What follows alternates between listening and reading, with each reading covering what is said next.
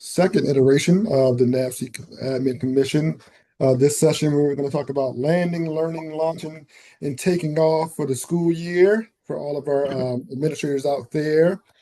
As you take a look at the screen, our kind of logistics for today's meeting, please note that the microphones and chat, well, last meeting we had them disabled, but this meeting we kept them on, so you guys will be able to put in your question and answer questions in the chat feature.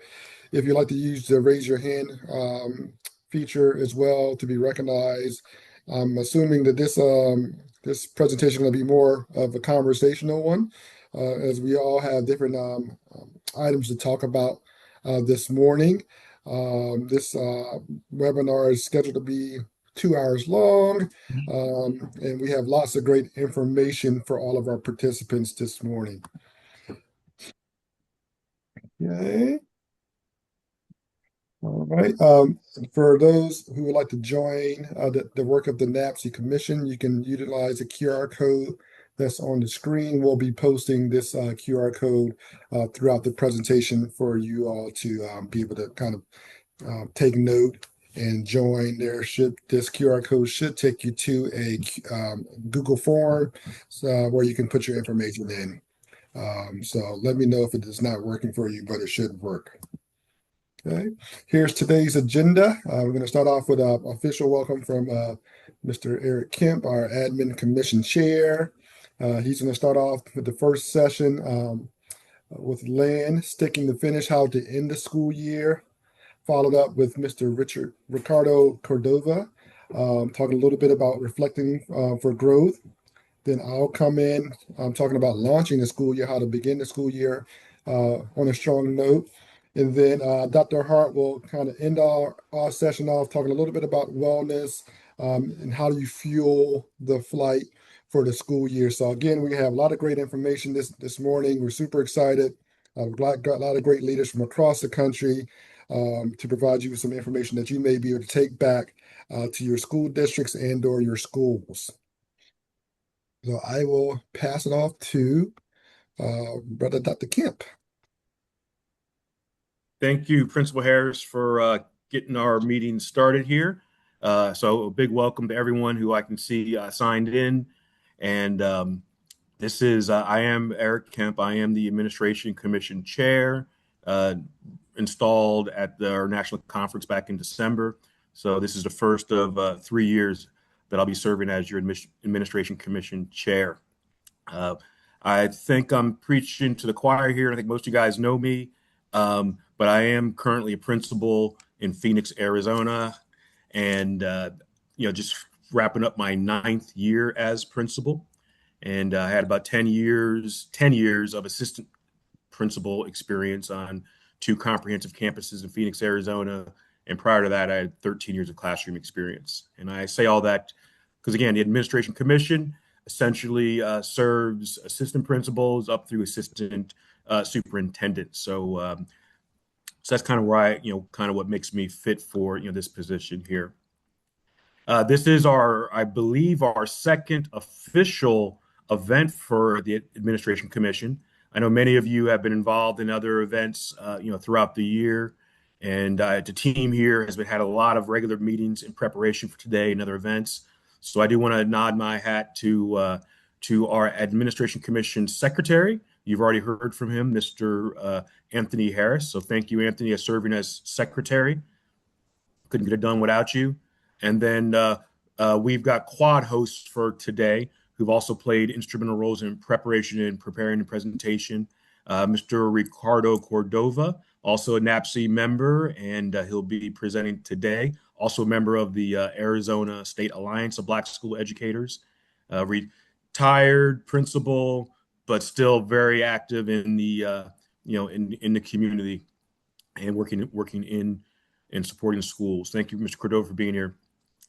And then we also got Dr. Ann Hart, consultant from the Heart of Education, HART, Heart of Education, a consultant, also a longtime NABSE member, leadership, here in Arizona as well. And she'll be closing out our presentation this morning as we talk about the importance of healthness and wellness for our leaders. I would be remiss if I didn't recognize some other folks not present today because he's traveling, but a key behind the scenes person is another administrator and member, Mr. Keith Brazier. Um, he may pop in at some point, but he's been also very instrumental in planning for today's event and others. And then I do see in the room here, hopefully you guys will engage us in some discussion. I see some folks popping in and out, but I do see Tracy Dunbar. She is the president-elect for the Arizona State Alliance of Black School Educators. I see Mr. Omar Tab, a principal as well. Looks like we got a past president, Nardos King, just joined us. I see board member Dr. J.R. Green, who also is just recently released a brand new book, which I'm waiting to arrive on my doorstep. I see Dr. Sandy Carpenter, longtime NABSE leader and currently the West Region representatives. So early bird gets the worm. So thanks, folks, for signing in early so I could recognize you. I hope you will all dive in and jump into some of our discussion points. Our first webinar was focused on superintendency and leadership at the top. So we're kind of trickling our way down. So today we're going to be focusing on the principalship, particularly how to start the year, how to manage a year, how to land the year, and then relaunch again for the following year. So we've got some experts in the room to really share some insights on that. And again, we hope that each of you contributes to the dialogue and discussion. If you want to mark your calendars, August 15th, that is scheduled to be our next official NABSE Administration Commission webinar event. So August 15th. So some of us will have just been gotten back to work. Some of us will still be, getting ourselves right before we're launching the school year. We of course are from all parts of the country here. Principal Harris and our secretary, I know he's there holding down the East Coast, and I know we've got some folks here, even from California. So I think we got coast to coast covered. And as we present today, of course, you need to look at it from your own perspective.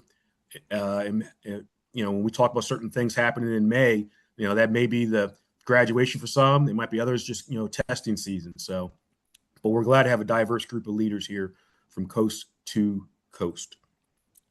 All right. So again, I think I'm preaching to the choir, but, some of the things that we have to just reemphasize, make sure people know about NABSE. Education is a civil right. The National Alliance of Black School Educators, NABSE, is the premier international nonprofit organization devoted to furthering the academic success of all children, particularly children of African descent. And if you ever visit our NABSE website, you'll see that. You'll see that in most official meetings, you'll have some kind of background and dialogue about the NABSE organization.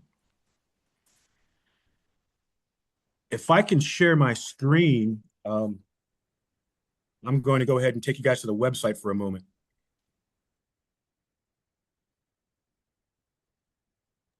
You should be able to now, sir.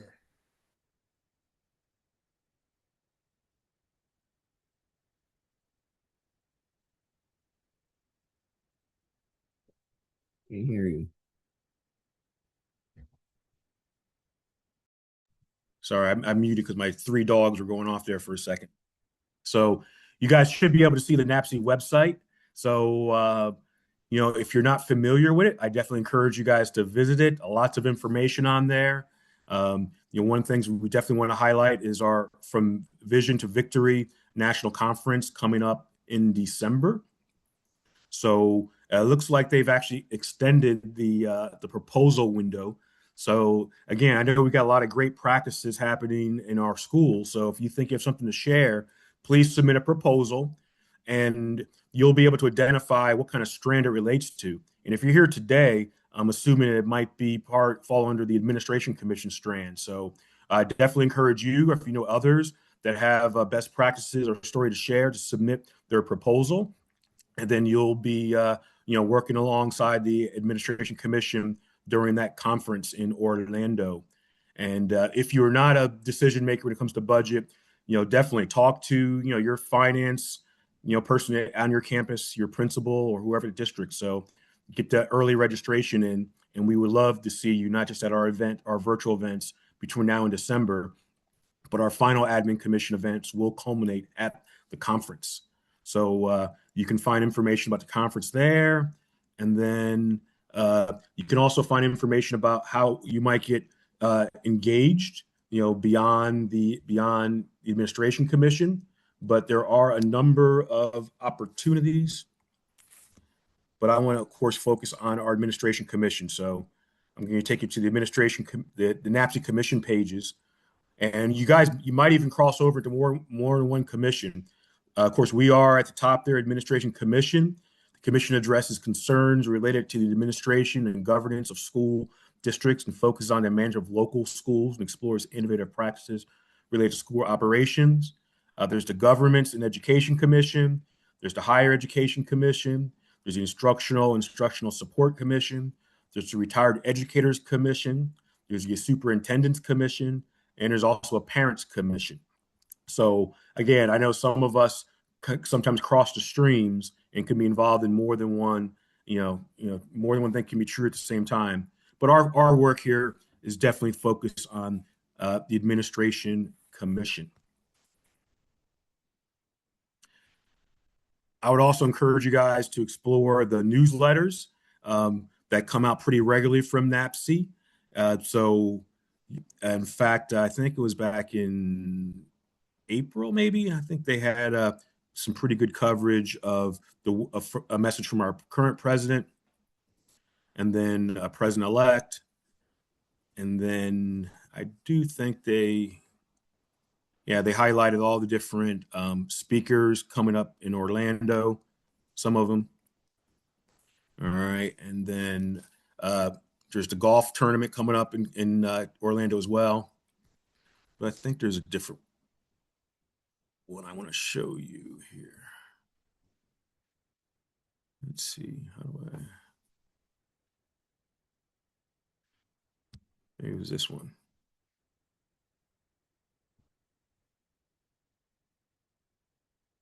One of these highlights the commission, so I'm going to make sure I find the right one. April, May, March. I think it was this one here. All right. So again, here's a newsletter. It talks about the different pillars. Again, another message and it talks about our different commissions in a little bit more detail. And there's our administration commission. So some of you guys actually helped address some of these answers, but the questions that was put to me, which I put to members of our commission, what urgent issue in education keeps you up at night, and how is your commission positioned to address it right now? The persistent undereducation of Black and Brown students, which fuels a permanent second class and reflects a broader instability across the education system, from chronic absenteeism and teacher burnout to disproportionate discipline, mental health crises, and fractured school culture. So those are some of the urgent issues that I heard back from you guys, and we'll be dealing with some of those today. Second, what kind of member thrives in your commission, and who are you hoping that will step forward? The members who thrive on the NABSE Admission Commission are the leaders in the are leaders in every day who want to be at the table, where decisions are made. We're looking for credible, courageous solutions, focused people who can bring others together and keep equity at the center. Titles don't matter as much as mindset. If you're a leader who's ready to influence systems and drive real change for our students, this is your moment to step forward.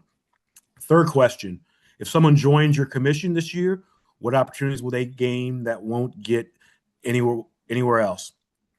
Joining the NABSE Administration Commission in 2026 means stepping up into a community of powerful, purpose-driven African-American leaders who will see you, support you, and amplify your voice. It's a rare chance to shape the future of an education system that desperately needs bold, equity-centered leadership. Here, your influence reaches far beyond your own school. You become part of a collective pushing for real, lasting change for our students. So this was in, I think, the first March newsletter earlier in the year. And again, when I was asked this question, I brought it to you guys as administrators. So perhaps some of you guys even see some of how your responses influenced what I chose to share out with our community. But again, I just want to make sure you guys are familiar with the website, which is chock full of information. It also has access to our calendar, which posts all of our events. And like I already stated, the August 15th is going to be our next actual commission event. So that's pretty much who we are, what we're trying to accomplish this year.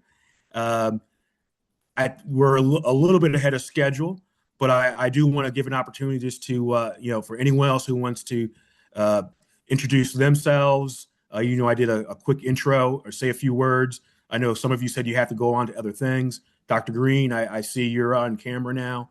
So, and I know you said you have some other engagements. So I encourage you, if you want to take a moment or two to let folks know about your role in NABSE and the exciting literacy efforts you got coming forward. Floor's open.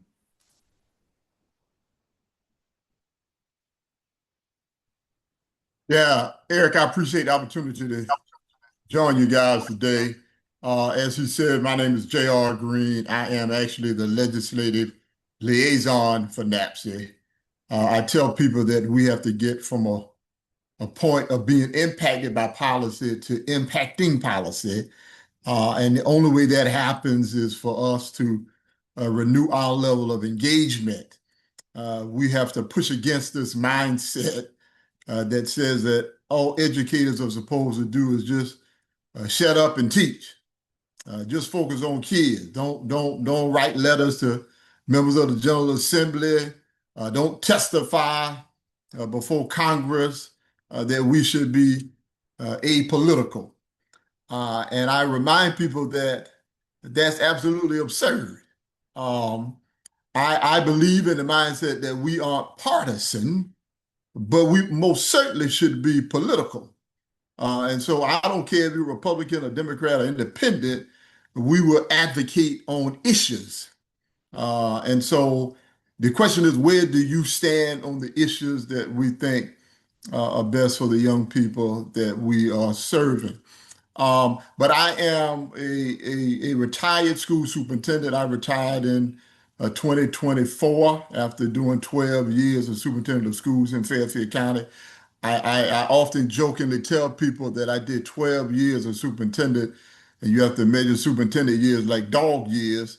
So 12 years is really about 98 years. I mean, that's an old man in the superintendency. But since retiring and engage in the work around policy and advocacy, I'm also found time to write my second book, which is called Mirror Moments Where Leadership Begins Within. And it's all about the value of self-reflection and really kind of a compilation of all the lessons that I learned from my time as an assistant principal to assistant superintendent to superintendent. So most certainly not about any accolades or awards or successes that I had during that journey, but much more about all the areas that I fell short during that journey. If I tell people that if we could equip, particularly our leaders, with the ability and the commitment to self-reflect, then we'd be in a much better place. But I also say that this is a book not just for education leaders. It's for anyone who has influence over others. Rather you are a plumber, a pediatrician, a principal, or a parent. It really doesn't matter. You have the ability to influence others, and you should self-reflect on your practices because in many instances, what you think you know, you really don't know, and there are so many blind spots that you have. But I look forward to the conversation here. I'll tell you of all my times as during my education journey, my time as a principal, I probably enjoyed most. It was obviously one of a lot less political than being in the superintendent job. You had your opportunity to have your hand on the young people every single day. A funny story when I first of all I didn't want to be an assistant superintendent at first, and when superintendent came to me and asked me about becoming the assistant superintendent for curriculum and instruction, of which in South Carolina there were virtually no black people and hardly no brothers. They put the brothers in HR operations, but he gave me the opportunity to be the assistant superintendent.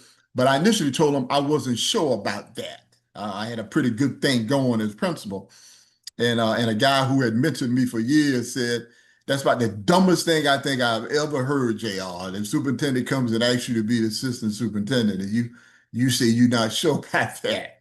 So anyway, I followed his advice and I did accept the job. But after I had been gone for probably a month, maybe 2 months, I went back and I visited the school I was the principal of. And the first thing the kids came up to me and said was, Mr. Green, can you do some announcements today during lunchtime? And I said, what are you talking about? I'm no longer the principal here, man. I'm not doing announcements. I mean, you have a principal.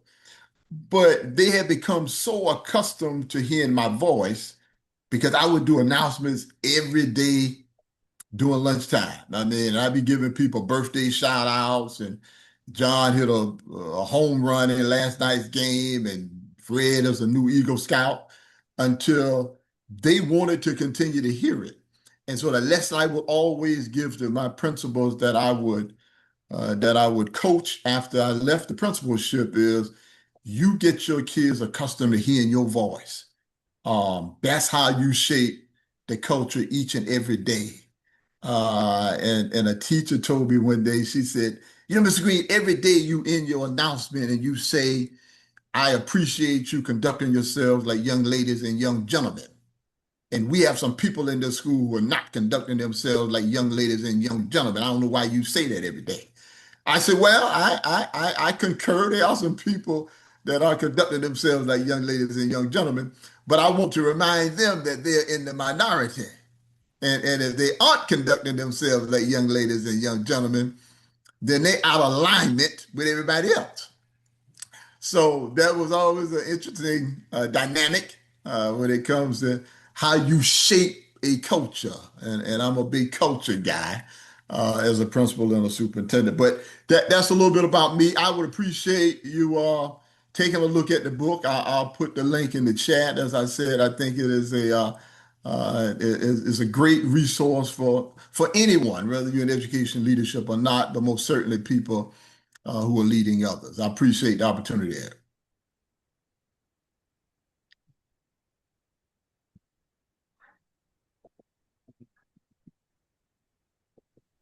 All right, Dr. Green, thank you. Thank you for that.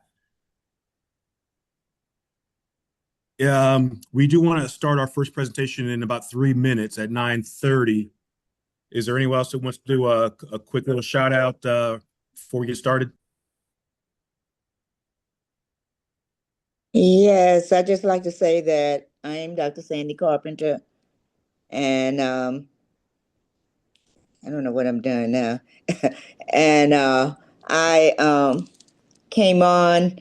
I know that being a principal was one of my highlights of my career, and two, Mr. Eric Kemp is in our region, and so I always feel that I need to support people who are in our region.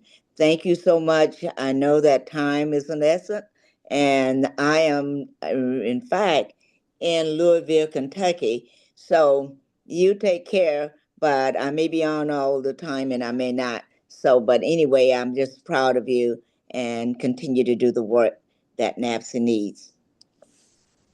And it was good hearing from Mr. Green. Dr. Green.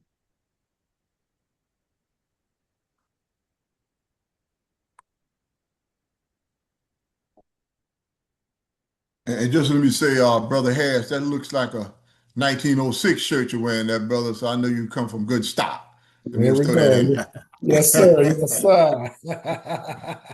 Love it. Thank you, doctors, for taking time to speak to us. Dr. Carpenter, again, thank you for your leadership in the Western region. And I personally want to thank you for your mentorship and all the support that you've given me in NABSE over the years. All right, well, we're going to go ahead and get this thing started. Um, if one of the co-hosts wants to, share the slide deck, and I'll move through quickly, my topic, which is uh, which is landing. So we're using that, that tried true analogy of, building that plane in the air sometimes. But if you're smart about it, you'll build it on the ground, right? And that way you don't have to worry about whether you will land successfully or not. So landing, sticking the finish line. So best practices to effectively wind down, uh, you know, the school year. And I really look at it a month by month. And again, we're in different parts of the country. Here in Arizona, we had graduations back in May, mostly before Memorial Day. So school was out. School was out. So June, we're already into summer type events and activities. I know some of you guys on the East Coast are only just now having your graduations and whatnot. But just like good teaching is good teaching, good principalship is good principalship. So we're going to talk about best practices that are applicable, K through 12. You might have to kind of evaluate and reflect on where it really fits into your timeline for the year. But sticking to landing, does not start, in May or June. So to that effect, I'm going to give you a month by month breakdown. So essentially the fourth quarter. So whatever that fourth quarter looks like for you, um, in a system where I'm in, kids come back early August. And like I said, school, the classrooms are empty usually by May and June, unless there's some summer school going on. But in March, some of the things that you're talking about typically would be job fairs. Do you already have a handle on your vacancies and how to fill those new teacher spots? So you're conducting interviews, whether it's a job fair or whether it's something on your own campus. And you're also figuring out how you're building your collaborative team. So instructional leaders, department leaders, grade level leaders, whatever you refer to them, we're talking about your teacher leaders. So what's that selection process look like? Are you have the same teachers returning? Or some of them is a time for them to move on and put someone else in there. But what is that process? So you want to have a fair and equitable process identifying your teacher leaders that you're going to work collaboratively with.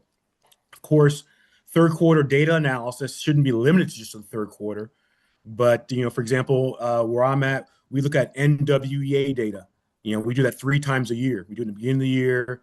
We do it again in December, and we do it again in the spring. But whatever that data looks like for you that's going to contribute to your school improvement, you should be looking at it. And of course, your school improvement plan is based upon your data and your analytics that, you've been guiding you from the very beginning of the year. But other things you got to consider is open house. I know a lot of folks do open house in the beginning of the year, in the fall, but you want to keep your community engaged. You can't just afford to do open house in August, September, October, and be done with it. You got to get those parents and community members on your campus as often as possible. So best practice is to have a spring and open house at minimum. And then, I know we all got our calendars marked about when those breaks are. So what does spring break look like? Is it a true shutdown for your school? Are there interventions happening on your campus? Is it a real opportunity to disconnect and break away? But somebody's got to flip that switch on or off, or oversee what's happening. So make sure you have a plan for what spring break looks like. Because as a principal, you're on call 24/7. Whether it's a holiday, a break, or recess, you have to be prepared and have a plan for it. And at this point in time, you're probably already looking at your master schedule for the upcoming year. That's something you cannot wait for. So I like to get involvement and feedback from not just my department instructional leaders, but the teachers.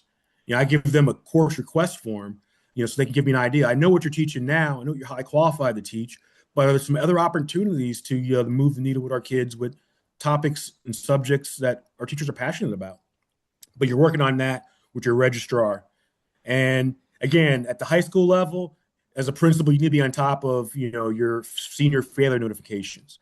Last thing you want to be doing in May or June is having an upset parent because their kid is not getting promoted. Again, I'm talking about seniors, but this is applicable, of course, really at any grade level where promotion is contingent on student achievement. So those are some of the key things that I encourage folks to be aware of, on top of, in March. And again, that's when most folks are taking spring breaks if they have them. All right, April. Again, standardized testing, there are certain tests that, you don't have control over, but maybe in your district there's a window of test rollouts, and standardized testing actually can begin as early as March. I know we do, AC, ACT, pre-ACT, we've got other different grade level assessments that may even start in March, but April, you're definitely in full swing. And if you're doing AP testing, they may even push into May. But as principal, you may have assistant principals, but you need to stay on top of all that standardized testing. You need to, of course, in this day and age, there's competition out there, whether it's from within public schools, charter schools, private schools, homeschooling. So how are you working on articulation with your partner schools? So how do you have a plan for new students, K through 12? Master schedule is going to be coming closer to completion. You're going to be continuing to conduct teacher interviews, but it's also time to celebrate. We want to have a culture of accountability, but also a culture of celebration. So a culture of accountability and celebration. So how are you celebrating? So whether that's your sports banquets, your dances, there's at the high school level, we got the proms that you need to, of course, plan it out way earlier than that. But you're tying up loose ends on and what the awards programs, how you're going to recognize success of your scholars. And then, of course, we have that, again, that accountability piece where we're visiting with teachers on official evaluations. So, again, you got to know your district's timeline for assessments, teacher evaluations. You don't want to be caught up at the last minute, because we know the best laid plans get thrown out the window when the fire alarm goes off, okay? All right. So we know we have to be ready for the unexpected. But the more you're planned, to take care of these important things, you'll be ready. So, and again, knowing when your end of the year celebrations are, I encourage you to have month-to-month celebrations. But again, if your district has district recognitions, make sure you submit your teachers, your APs, your students, your parents, so they can be recognized at a district level as well. And then again, you're always working on finalizing those hiring positions. All right. Sorry I'm about losing. that. No Sorry about that. problem. One second. No problem. No problem. We're ready for, except be prepared for the unexpected, right? That's But right. That's right. so as May rolls around again, this is definitely graduation season. Okay. It's promotion season.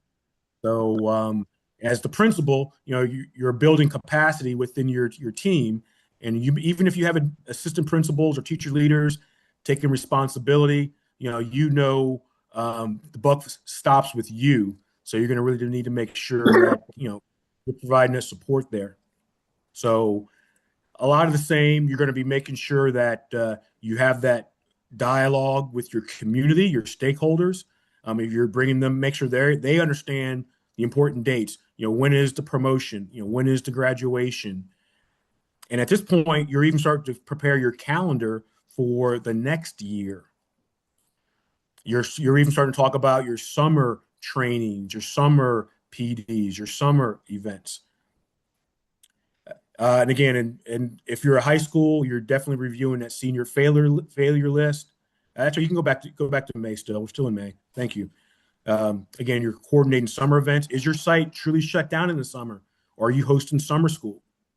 All right, and then your team. You make sure you're meeting with your administration team, supporting them, and you're concluding all your formal evaluations. And that's I think there's another slide there for May. Next slide for May. Again, just make sure all your resources, textbooks, digital are in place. That's fine. Keep going. And then you're reviewing your budget, your maintenance operation, your various title budgets, Title 1 through 4, which are shrinking. So you make sure you're in communication with your district office on budgets. All right, June. I think June is where I think is my last one, and we'll see if we can get some discussion going as well.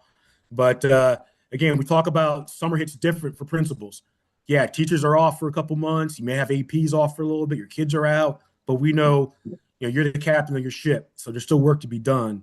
And people always just assume that we're off too, but this is when the real work begins. So whatever your budgets are, you're looking at them, reviewing them.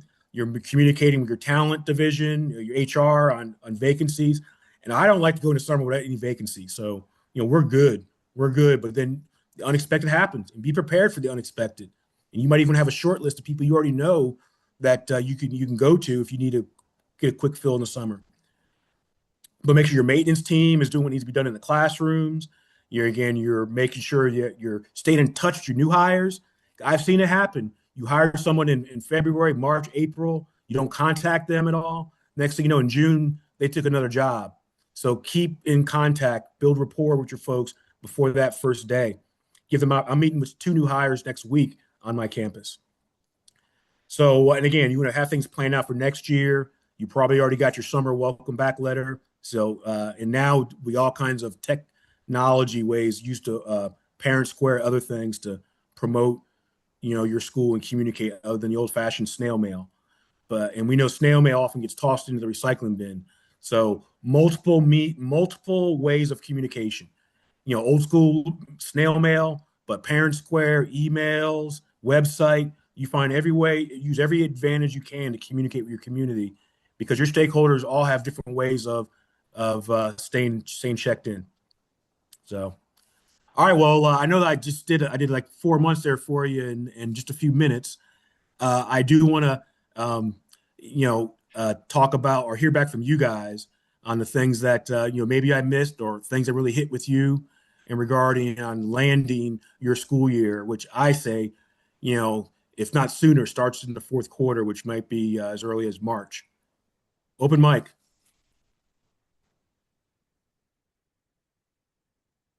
All right. So if you have a question or something to add to the conversation, please raise your hand or put it in the chat.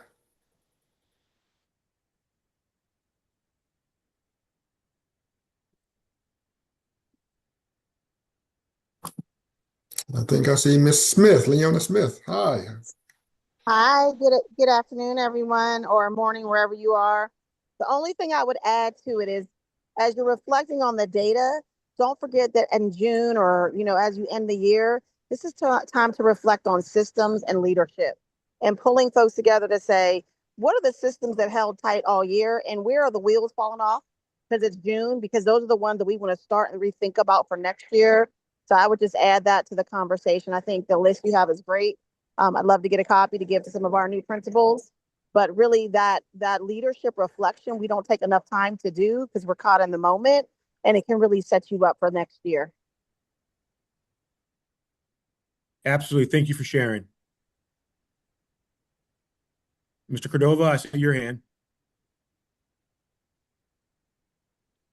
Thank you, Mr. Kim, for that presentation. One of the things I wanted to the point that you point out, the very critical is the starting back in March, the basically the starting interviewing and seeking those future possibilities such as retirements and possible vacancies, because one of the things that we have to keep in mind as administrators is the importance of having full staff at the beginning of the school year. And that's what I'm going to lead into my presentation. But as educators, principals, superintendent, we already started staffing back in December because we could perceive some of those retirements coming up, some of those possible transfers, some of those possible promotions, being our teachers, leaders promoting to maybe assistant principals or even in some cases principals. As the leader of the school, we all have to keep in mind, and it's like playing chess, figuring out what's the next move and what's coming, because it depends on your next move. It depends either checkmate or a positive or negative outcome. So therefore, I'm glad you mentioned also teacher evaluations. I'm glad that you brought up too, because then it's important to retain teachers, but one of the things that you do not want to retain teachers that are actually hurting kids or not being effective in the classroom. Those evaluations are critical components, so we can actually review and see where each teacher is. This teacher particularly meeting the needs of our kids? And so I'm glad you brought those 2 points. Thank you, Mr. Kemp.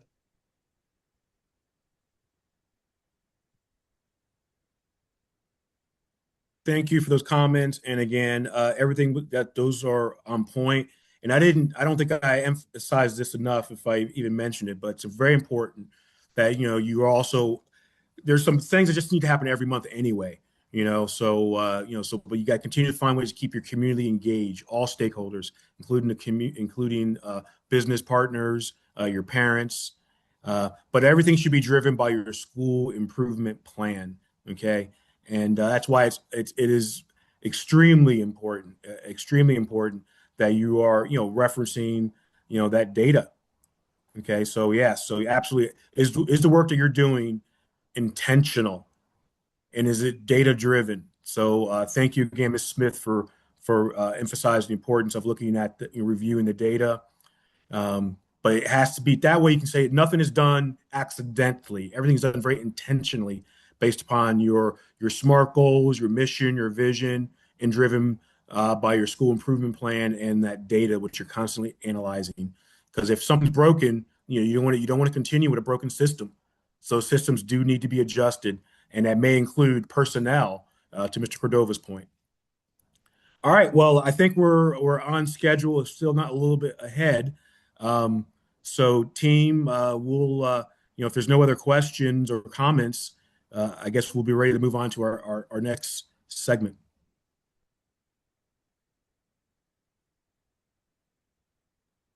Yes, sir. So next up, we have a session from Mr. Cordova. Mr. Cordova, you can take over. Thank you, Mr. Harris. First of all, good morning, and thank you for having me and be part of such an important event. It's always a pleasure being networking with such number of leaders that we can share ideas and grow from each other. And just a little bit about myself, so you guys have an idea where I've been or what I've done in the past. I am a retired principal, and been in education for 32 years. And out of those 32 years, 26 were in administration, and the majority of those years were as a principal. Uh, just like Dr. Green, I really enjoy being a principal. It's you make a big impact all the way around, especially with kids. And I look every day. I look forward going to work, because even though those tough days, I would go in the kindergarten class and I would get all these hugs and all these smiles, and I'll come back energetic, and I'll be like, I'm ready to go again. And that's what we're there for. Education is educators are there just for kids. With that said, reflecting on my professional growth, one of the key components that we all leaders know is the importance of retaining uh, teachers. Teachers play a huge role in the impact of academic achievement. I don't have no control over the PowerPoint, by the way.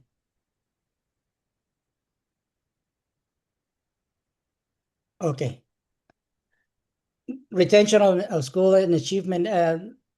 Why is it important? Because if we see teachers that coming in and out of the school, there's no relationship between teacher stability and student outcomes, and it has to be. Back in 2019, they reached out to me to take over a school, a failing school. For the past 10 years, they were a failing school. But also, one of the biggest impact that I noticed when I took over the school, there was a 65% turnover rate every single year. And that's one of the things. And the other second impact data that I found out, it was the discipline.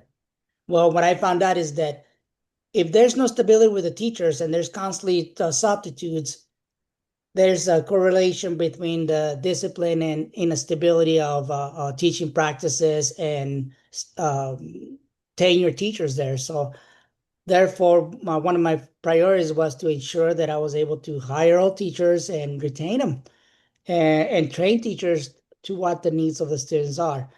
And in 3.5 years, we were able and I say we because it was a collective effort between all of us. The principal can only do so much. It has to be part of everybody else. And within 3.5 years, we're able to finalize my past 2 years at that school after being there for a couple of years, with 2 years in a row having 100% retention rate. 2 years in a row, meaning all teachers stayed for 2 years, and all classified staff or hourly employees stayed for 2 years in a row.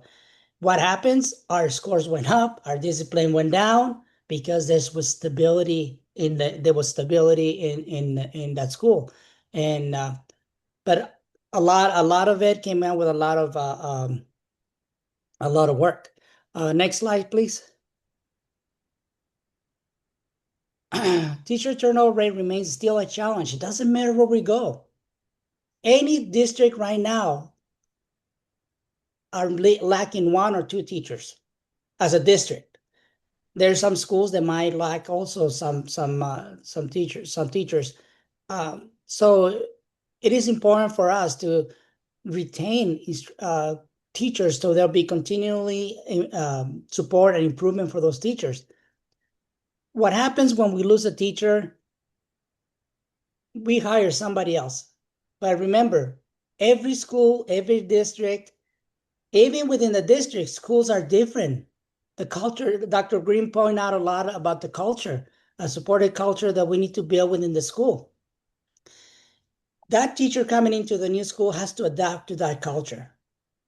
And therefore, having teachers in and out, as having a 65% rate of turnover is detrimental to the student. Why? Because they don't understand the culture. They don't understand the expectations of the school.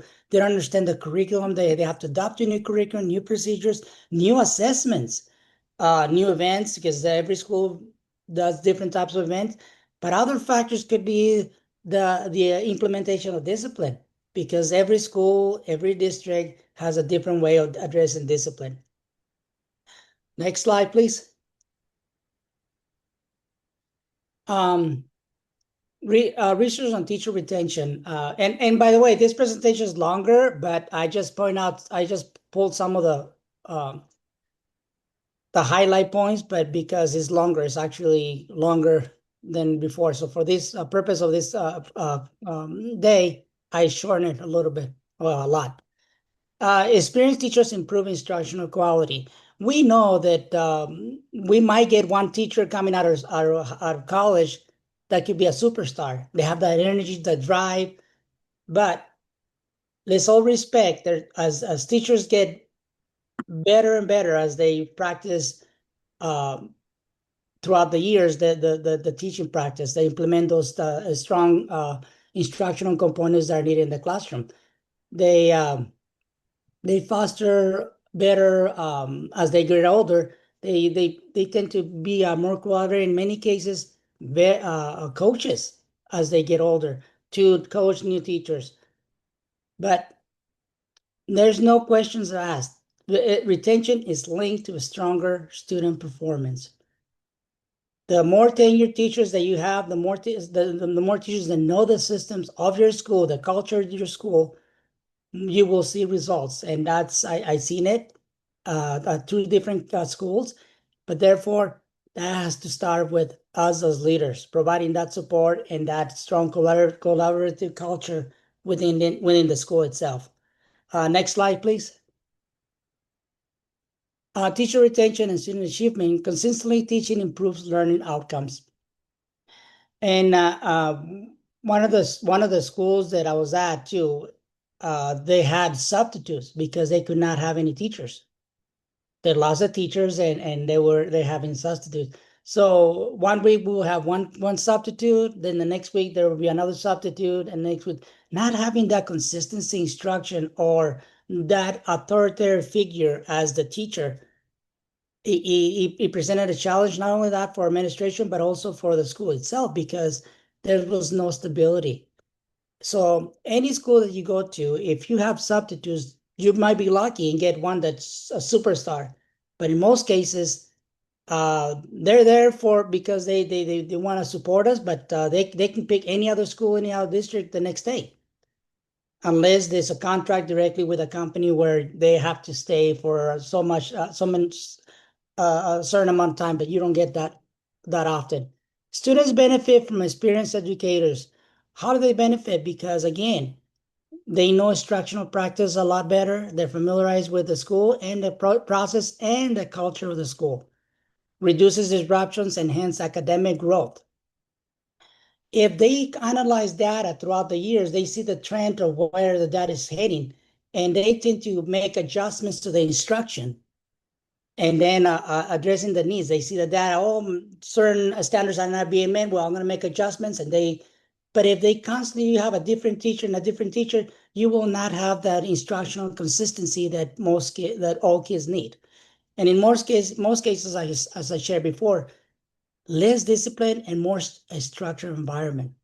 If you go to a 10-year Mrs. Smith, Ms. Jones, Mr. Rodriguez, you walk into a classroom of a teacher that's been there for 10 years versus a teacher that's been there for the first year, you do see a difference. As leaders, you see a difference on a 10-year teacher. And that's because, again, they have established those procedures. They have become more savvy and more understanding of the instructional practices. Next slide. One of the things that, as you can see, if you see on this graph, there was a 60% retention. If you look at the bottom, 60% retention, that's where I started at that school. And if you look, it was tied to the achievement on the achievement index. As I continued to retain teachers or more teachers, it became 70% to 80% to 90% to 95%, and eventually the 100% for the next 2 years. That was tied to achievement. It was correlate the number of consistent of teacher and instruction correlated with the results of our test scores. Why? Because we were all a collective group, and we developed a culture of learning, a culture of expectations for all kids. And guess what? Not only the kids knew, the teachers knew what the expectations were from the leader, it was myself and my assistant principal. We had expectations, but it was a collective expectations. And when there's a collective expectation, that's because of the number of retention of teachers that you have, the consistency you have built into that school culture. And you see it. And there's that also, there's backup research. I cited some research on the back. Next slide, please. Retaining teachers in school. One of the things that we need to set up a plan as to how we're going to retain teachers, and what it is, competitive compensation and benefits. It's getting very competitive. Districts are nationwide are competing. All districts that I've been to, I've been one of the official recruiters. Even at my previous charter school, I was one of the recruiters. I would travel, go to conferences to the universities. And it was interesting to see that we have more recruiters in many of the universities than we have less students graduating and applying into education. You will see 65 vendors from all over the nation in Chicago or New York or Florida or Texas or New Mexico. And you see about maybe 30 graduates walking around all those teachers. I mean, all those districts, all those recruiters. And guess who they sign up with? Our biggest bidders, the ones that have a higher compensation, because these college students usually tend to go with who's going to offer them the most. Another thing that I established there was the mentoring program, induction program. As I spoke about teachers, new teachers, they need somebody that can guide them, somebody that can provide some support for those teachers. So what I did is I had created a mentoring program where I look at the most tenured teachers, effective. Let me reflect that. Effective tenured teachers. And those really teachers that have very strong classroom management, good instructional practice in place, I chose them as a mentor. I gave them an incentive. I used some allocated funds to give them a stipend just per teacher, which was substantial for them. So they would gladly do it. But I also spent afternoons on Fridays reviewing their lesson plans, going on over answering questions. And these new teachers had somebody to go to rather than going to the principal. They had a middle person that was able to leave it in support and build a connection, because many of them built a strong connection with those mentors. Also, on top of that, I had an instructional coach that worked with both of them as well. And again, just like Dr. Green mentioned, positive school climate and culture, critical. Critical to have a culture where teachers feel supported, feel appreciated, supportive. Why teachers leave the classroom? Why leave the district or the school? Because of the lack of support, lack of appreciation, and also the acknowledge their growth, acknowledge what they've done well. And the other thing is discipline. If a teacher does not feel supported by administration when it comes down to discipline, they'll say, "Oh, they don't do anything about it. Oh, why am I going to address it? They're not going to do anything about it." And I've been thrown into the toughest schools where they say, "Well, the discipline's out of control, and we need somebody to go and clean it up." Well, how do you do it? By having consistency and support of the teachers when it comes down to discipline. Also, important and critical, professional development. Those teachers, new teachers and current teachers, even veteran teachers, because education keeps evolving, we need to be learning and also be part of it as you as the principal, the assistant principal, the instructional coach. You need to be part of that learning process so they can see that you're there with them. So critical, important. Also, don't do professional development on classroom management on a teacher that has a strong classroom management. You are wasting his or her time. Critical or tailoring, make sure you tailor professional development according to the needs of the teachers. Don't just do a professional development just to do it. Do it according to the needs. You have to analyze and see what's needed at your school. And you as a leader will know. Share decision-making and teacher voice. Oh my God, this was critical. As a leader, you're not a standalone, a lone ranger at a school. You must be part of a team. And how do you do that? By having those leaders be part of the decision-making. When I was a principal at a high school, I used to meet with all the 17 departments, the department chairs, so I could hear from them and get a basically in touch of what's going on in every department.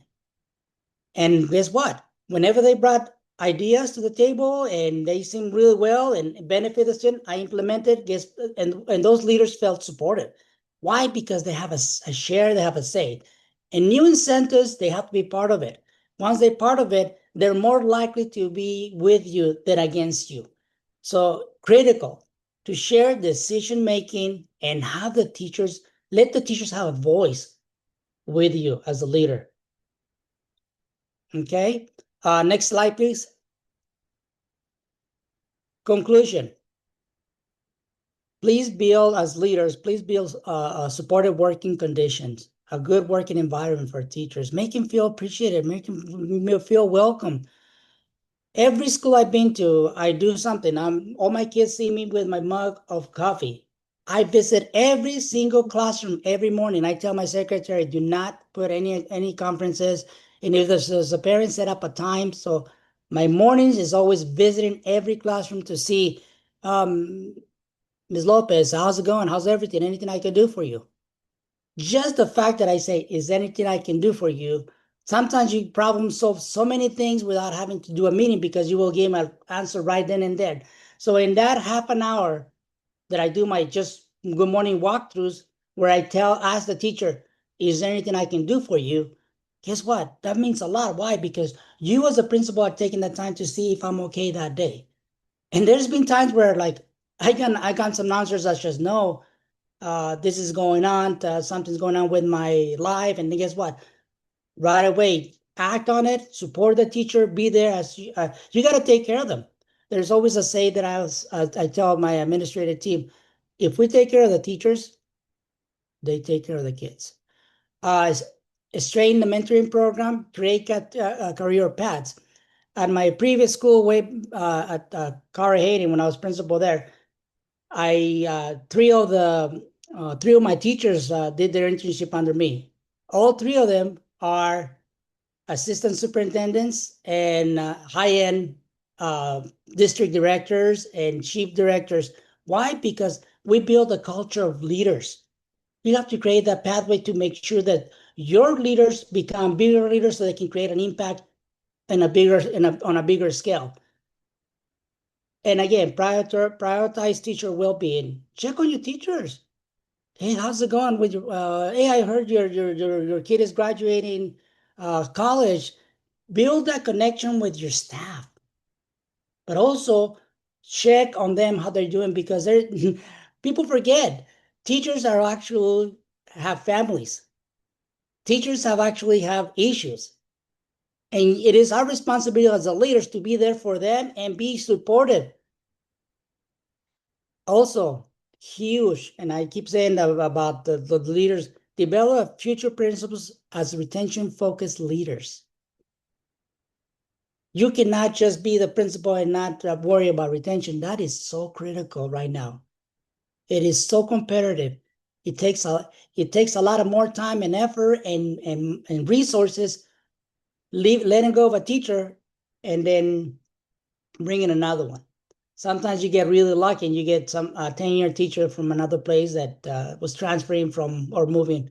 But other than that, it is important that as leaders we stay retention focused. Next slide. Again, all of us in here, we have experiences. We experienced administrators and experienced leaders. But keep in mind that as future leaders or current leaders, we must be working as a team. And that's why I put those leaders as a team. We all have to be working with the same focus of ensuring that we're there for the teachers and the students. And that's how we get to keep our teachers, retain our teachers and staff.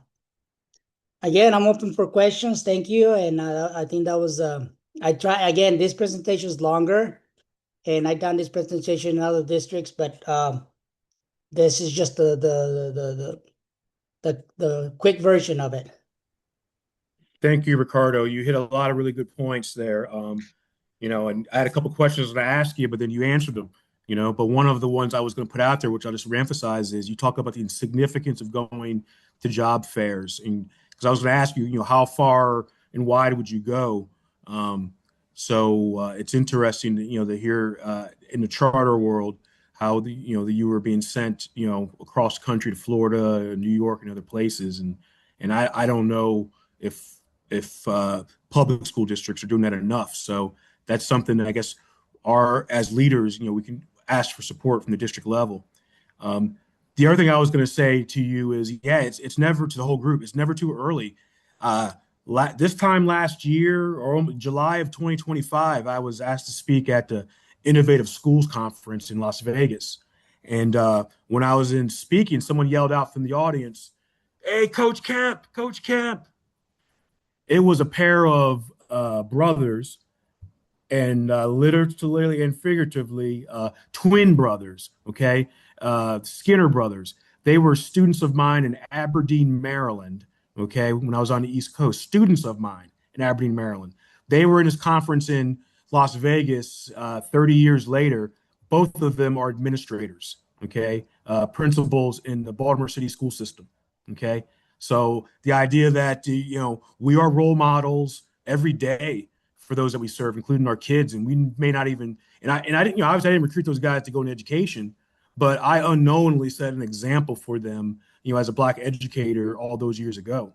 But I will tell you, when I interview teachers, whether they're veteran or right out of college, I'm looking to develop leaders. So when I do interview teachers, I'm also curious, do they have an admin certification? Are they looking to grow as an educator? And then when you give a teacher like that an opportunity and you cultivate them, they become, loyal to the system. And as to Ricardo's point, might even one day become your boss or supervisor as they grow in the system. But I'll end that. I see Miss Clemens Nazir with her hand up. Good afternoon, everyone, and thank you so much for the opportunity to share and hear what's going on in the world and in this space. I introduce myself as Mitsuko Clemens Nazir. I am a 25-year practitioner of human resources, specifically around talent acquisition and management. And so I bring greetings from Fairfax County Public Schools, the largest division in the Commonwealth of Virginia, and to my colleague, and shout out to Mr. Harris, also my Hokie brother. Please excuse me, I'm not turning on my camera because I also introduced myself as a graduate student, a doctoral student. And so we're just in the middle of doing a lot of papers and things. And I just wanted to honor my brother Harris's request of joining you and participating in this ironic discussion of talent acquisition and management. And so to Mr. Cordova, gracias. For sharing your insight as well as your attention and centering talent acquisition work. And also to all of you, thank you for the work that you do to support human resources. It is an actual profession, and we actually know what we're doing, and we do spend a great deal of time and attention not only to support you all in schools, but then to also study and understand best practices in human resources and what we do. We are uh, continuously studying this work, and believe it or not, we are looking and trying to support you as best as possible. And so I just bring to a couple points, if you don't mind. Retention is the new recruitment. What you do, to Mr. Cordova's point, is very instrumental to the outcomes in which you would receive eventually, or God willing, inshallah, all those things. And so I know that you have some, one of the things that I've learned is the responsibility that you all have to students and your community and all the things that are happening in your building. And there is absolutely no way, if you are balancing work and life, that you can accomplish all of these things. But I just greatly appreciate the attention that you are actually able to put into the people, and the development of professionals that are in your buildings. And that includes everyone. We talked about teacher recruitment, but that means every single person. And that means every single role in your building, regardless of your experience. And so I know, Mr. Cordova, you mentioned the idea of really investing in that teacher or that tenured teacher for turnover, but I would add, to be mindful of all of the other roles that are played in that building, because it is a village, community, village, school, whichever, comunidad, whatever you want to call it, Right. that's it. A home, a place. Um, and then I would also just share, last, Mr. Kemp, you mentioned the idea of job fairs and the idea of extending and adventuring and exploring all of the talents and skills that individuals have to bring. I would say to you, and doing this for such a long time, that you be mindful of these job fairs that colleges and universities are hosting, but I would add that you be creative and be forward thinking and progressive in the way in which you would reach people. Okay, it is unfortunately not done just at job fairs, but it's also done alternatively. Connect with your human resources departments. Again, um, supporting my colleagues and knowing we know our business, and there are alternative ways of finding and searching and identifying talent. And so it might not necessarily be done in a job fair, but I would add to get into classrooms. You all are experts in education. You know your craft, you know your business. There are people who aspire to be in roles like you, so go and speak to those actual people. That includes getting into the classroom. That includes attending socials.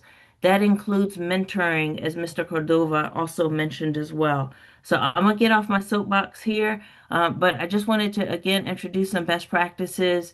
It has been my absolute joy to serve three public school divisions in the Commonwealth of Virginia that I would also identify as high performing, the most diverse, if you will. I don't like using that word diverse. All the folk, all the people, all the familia are there with us trying to fight this fight. And so thank you so much for your time and your listening ear. Best to you and have a wonderful school year. Congratulations. Felicidades.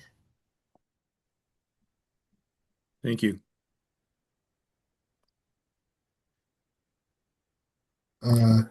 Brother Kemp, and Mr. Cordova, I do see a question in the chat surrounding how do you keep a young teacher these days when they know that transferring to another district may result in a pay raise?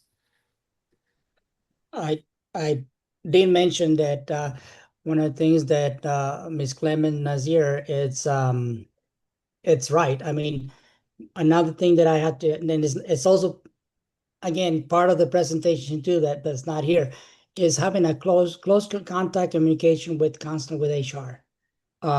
Why? Because in my previous charter world, I would go and compete to new university, set up my stand, nice display and all that, and I would set up my the starting salaries.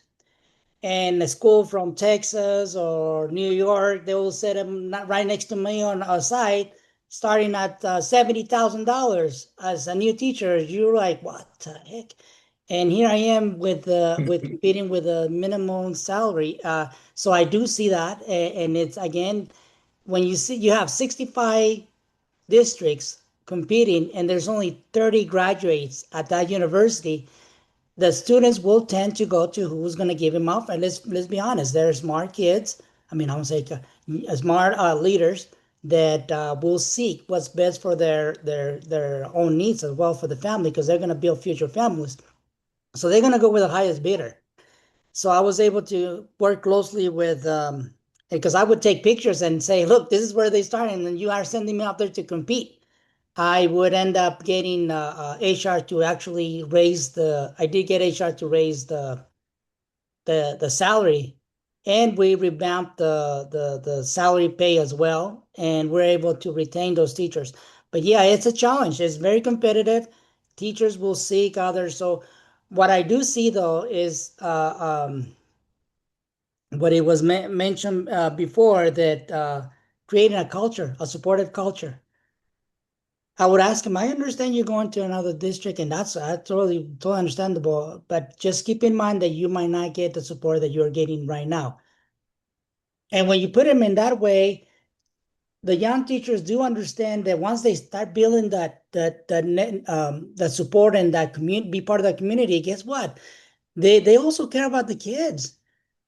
And if you build a supportive culture where the principal, the assistant principal, the instructional coach, behavior coach, everybody is a team just to support the teacher, they will stay. I had some teachers, they got offers of more money, but they chose to stay at my school. Why? Because of the support being provided and the connection they had already built with the kids. So to answer that question is, help those teachers build that connection, and also as leaders be there to support them so they can feel it, so they can get, so you can build a culture of support for your teachers where actually comfort will beat a higher salary. And usually it's not much. And what you do, you also make him part of a committee or something where you also give him a stipend to help him out. You got to get creative. You have to create as Clement, as Ms. Clement has mentioned, retention is the new the hiring now. It's basically you must keep your teachers. It costs more money and more effort and resources to lose a teacher and go seek another teacher than retain your teacher, train your teacher, work with your teacher. And not in all cases, because there's some teachers that actually I had to let go. But that even though I had to let go of those teachers, they were very thankful. Why? Because I did everything I could to support them. Utilized every resource to support them, and they realized they were not cut out for teaching. And not every person that goes in education, let's be upfront, is fit to be an educator. Let's be upfront. And so yeah, that's I hope I answered your question, but that's basically one of the things that I oversaw and was able to give my teachers when you create a culture of support. Fantastic. All right. I don't see any further questions, so we'll continue on in our presentation. Next up is me. I'll talk a little bit about launching the school year. And I think we had a lot of great information this morning. But as we all know, those of us who are on this Zoom this morning, this afternoon, depending on where you are, is a lot of the planning for starting the school year started in April, May of this school year, right? There's a lot of pre-summer planning, as we talked about already, looking at data, looking at the trend data, whether it's around attendance, school discipline, achievement, your school culture. If you have a faculty and staff advisory committee, you get a lot of information from that committee concerning what staff are challenged with, along with your student data. So during the months of May and June, you're going to be looking at trend data, collaborate with your school leadership to determine the updates to the structures. I think that was it, Ms. Smith was talking about earlier, structures and processes that need to be updated, along with your professional development plans that you have for the upcoming school year. So what I'm going to do is I'm going to take a little bit, it's more of a show and tell from my presentation. So I'm going to get out of the slide deck here and then start showing you some of the things that I have in place to help me with my planning for the upcoming school year. So one second, let me pull this up. The first thing is just, just getting prepared. So, just like in the classroom, the best teachers are the ones that are prepared for their students. And in leadership, if you're not prepared, if things aren't structured very well, your teachers and the whole school community are going to know it, right? So one of the first things that I kind of do is I go over, like we talked about earlier, our staffing and hiring, make sure we're all hired up. If we're not hired, that's priority number one all summer long until we're fully hired up. Making sure that the school is clean and safe and healthy for the students and staff when they come back. What are my 12-month employees doing? Making sure that we're all on the same page. One of the first things I do is we work on our admin responsibilities for the school year. Once again, I'm going to scroll up here. So let's see if this is it. Okay, one second. Okay, so make sure you guys can see that. My yeah. My little thing up here is blocking there we go. Let's see if I can pull it down here. Okay, so one of the first things we do is we work on this admin responsibilities chart for the school year. And we want to go through each year and make sure that every assistant principal has their responsibilities outlined very clearly, and that we share this information with our staff. And so this is one of the first things we work on during the summer. It's really, really important that people have clarity. One of the things you talk about retention is clarity of responsibilities, clarity of roles. When everybody's clear, super clear about what admin is doing, there are no questions. That helps folks, see that you're prepared for them and feel more comfortable being in a space where they know the admin and the leadership is taking care of them. The second thing that we kind of do is we have an admin retreat, and I use this structure every summer. We go through and I have 2 days of meeting just with myself and my admin team. I'm very fortunate. I have a team of 4 assistant principals. We have a fairly large school with over 1,300 schools at a middle school. I'm a principal of a middle school in Fairfax County with over 1,300 students that we have to support, which includes students with high functioning autism and emotional disabilities. And we also have a deaf and hard of hearing program in my school, along with an advanced academics center. So we serve students across the spectrum that we support every day. So one of the first things we do is get that admin retreat agenda packed with all the things that we want to work on for the next school year. Again, all this stuff I can share with you all sort of kind of, again, some of the processes and instructions that you need to have in place. So everything's kind of laid out. I've worked with my instructional coach to make sure that all of this is laid out before she heads off for the summer. So you definitely want to make sure that you plan your admin retreat. And a huge part of what we do is creating what I call an opening of school checklist. And so we call it the make your next year an amazing year. So I'm going to see if I can kind of blow this up. So a lot of folks say, what do principals do during the summer?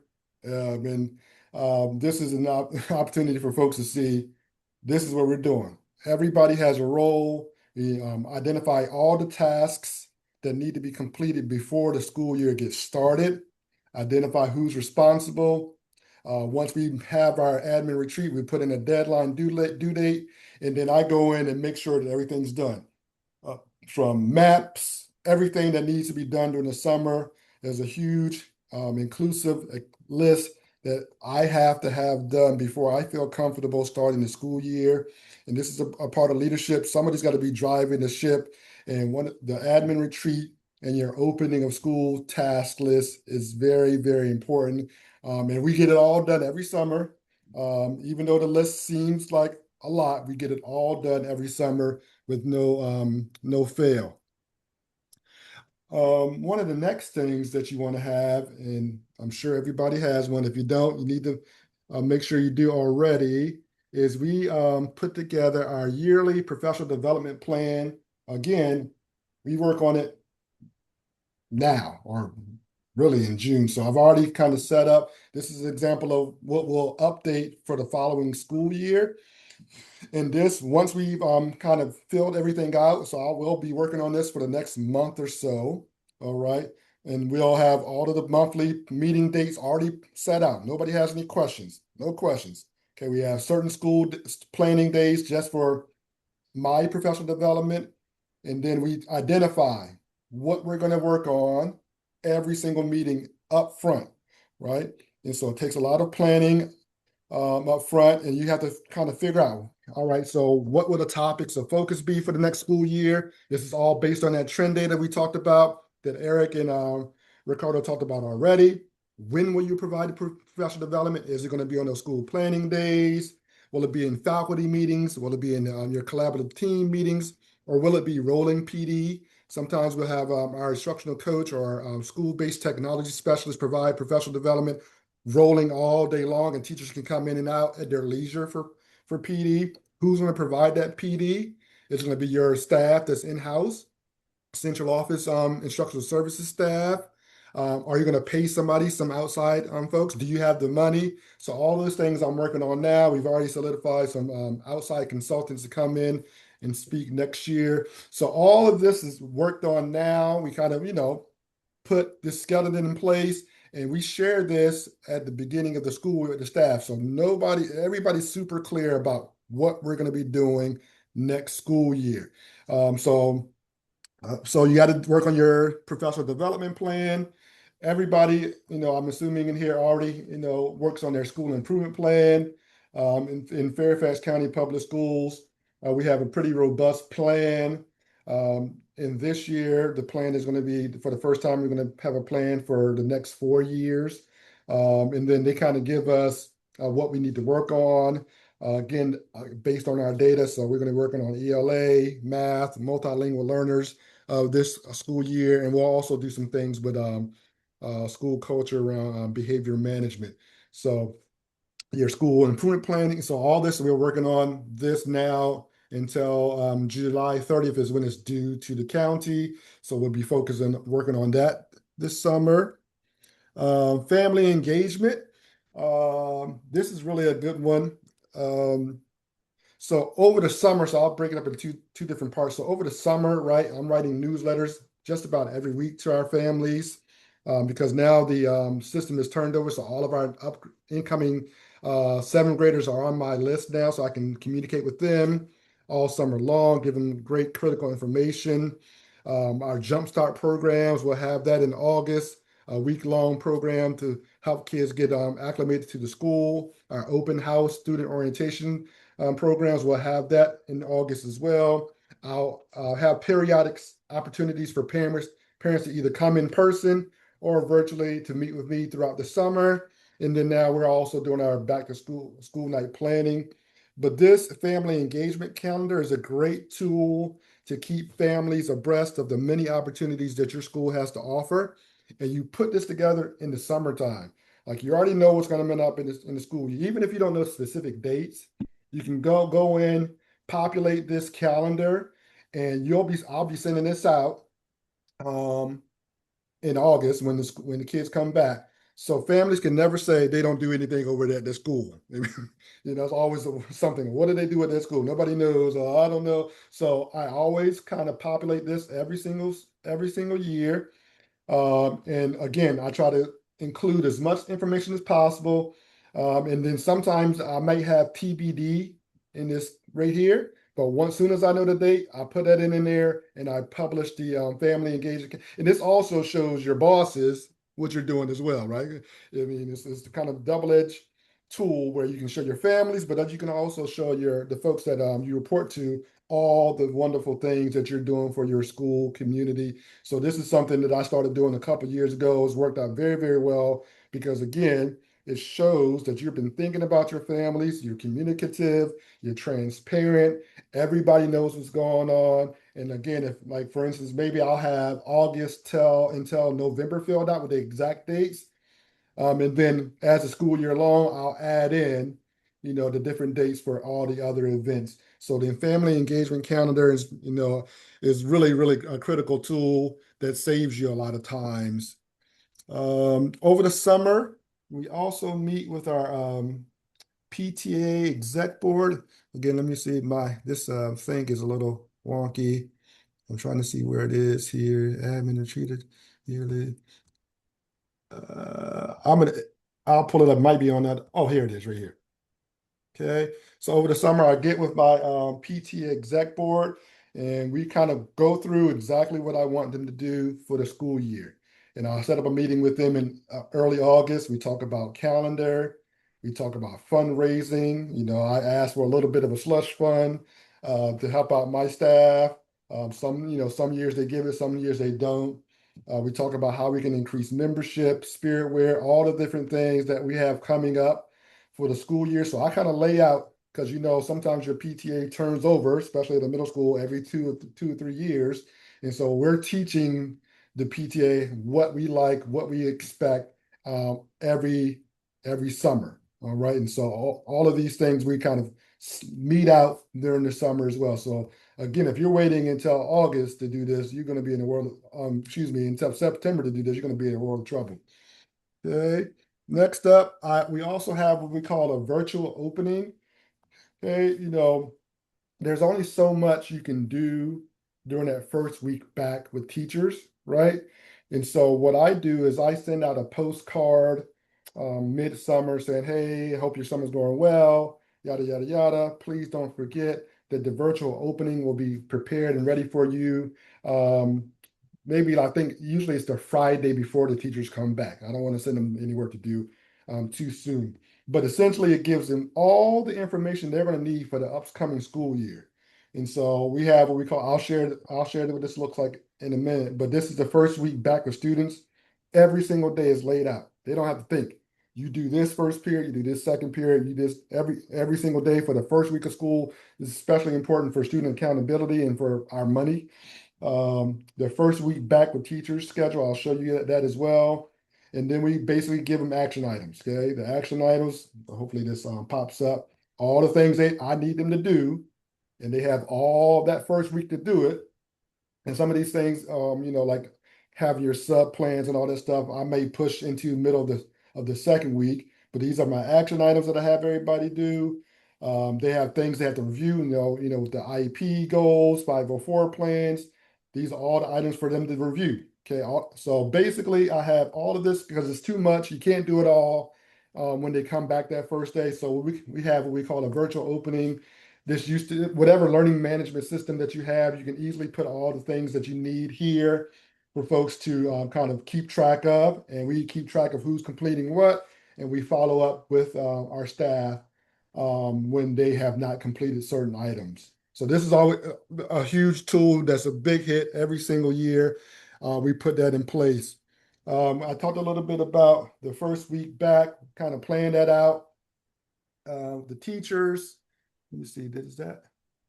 I'll see if I can pop that out. But anyhow, so I thought I had, this is it, yeah. Oh, this is the first week back with students. So I'll do this. So this is what I'm saying about the first week back with students. We update this every single year, all summer long. We're updating this, and it gives teachers clear instructions on what I want them to do during that first week back. They don't have to think. You go in, if you're brand new to the school, this helps with school culture, what Mr. Cordova was talking about. Everybody knows exactly what to do when they come to Frost Middle School that first week back. There's no questions about it because I'm telling you what I want you to do. Okay, it's really clear. We go over like things like the pledge, fire drills, lockdown drill, all of the things I want them to know about. I put it in this first week back with students memo, and it also helps with the students because they know every teacher knows exactly what they need to do for that first week back. And so again, I can share that with you. You guys may have something similar.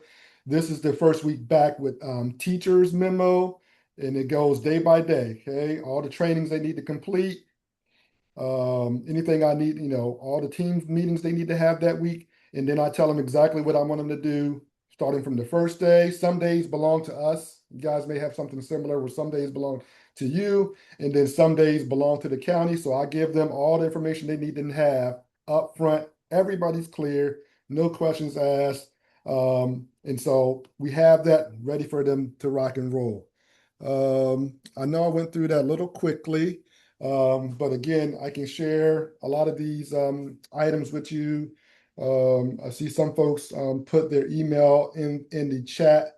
I'll see if I can take a picture of that and then start sending whatever you need so I can communicate with you. But the name of the game is just like a classroom teacher. If the kids see that you're prepared for them, they're going to do better for you, right? And the same thing goes with teachers.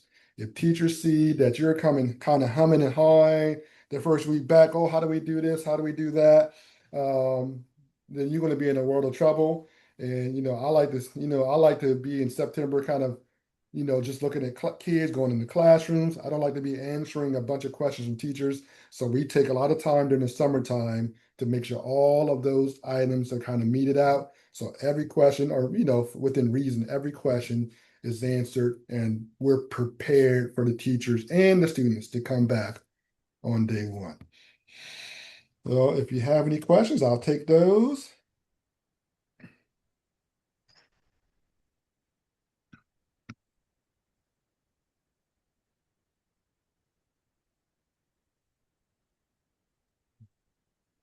Thank you, Principal Harris. That was pretty comprehensive. I do see some hands coming up. So, Ms. Tracy Dunbar, we'll start with you, and then Mr. Cordova. Thank you, Anthony, for sharing what's, that was a wealth of information, and it goes to show how organized and type A you are, which I absolutely love. From one type A person to another, it was, explicitly clear that you don't want to spend a lot of time on logistics and all the other questions. So here's all the information being front loaded to your staff. And I just, again, cannot begin to tell you how enthused I was to hear about all the things, because I got tired just in my mind thinking, if I was in your shoes, all the things that you have to do. But obviously you have created a sustainable system that you've been doing this for some time now, and all you have to do is each year just go in there, update it with new employees, or et cetera, et cetera, et cetera. So I just really wanted to just give you a shout out, not so much of a question, but I was one of the individuals who put my actual email address in the chat here, because I would love to share that with principals. I just think that is awesome, and that you're well prepared. and that you are preserving the time to get into those classrooms to see what instruction looks like and things of that. The real core stuff that we should be doing as leaders is getting in those classrooms and getting in front of kids and teachers. So thank you for sharing that. It was wonderful. Thank you. Yeah, and some of the stuff is like I don't want to say imposter syndrome, but it's also protects me. I'm a principal. It's not typical of a majority white school. I mean, this is what it is. We don't typically have those opportunities, and so it's sort of kind of my type A. Like, what do they think of me? And so I want to make sure that Yes. I'm always prepared, so there's no questions about my capabilities, even though it's not cool. But I still, operate like that because that's how I was raised, you know. Yep. Mr. Cordova. Yes, Mr. Harris. First of all, I want to compliment you for your presentation and sharing your resources.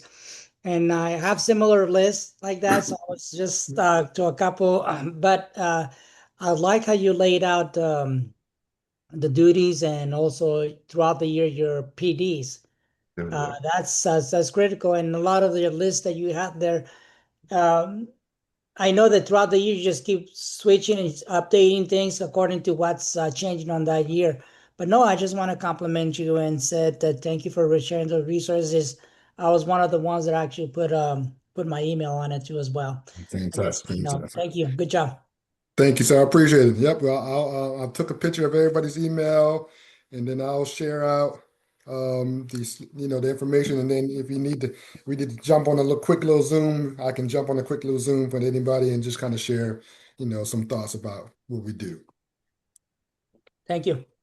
No problem. Thank you. All right. If there are no other Okay. questions, we'll move on to Dr. Hart, right? Dr. Hart is going to launch for us. Yes. There we go. Good afternoon, everyone. I am Dr. Ann Hart.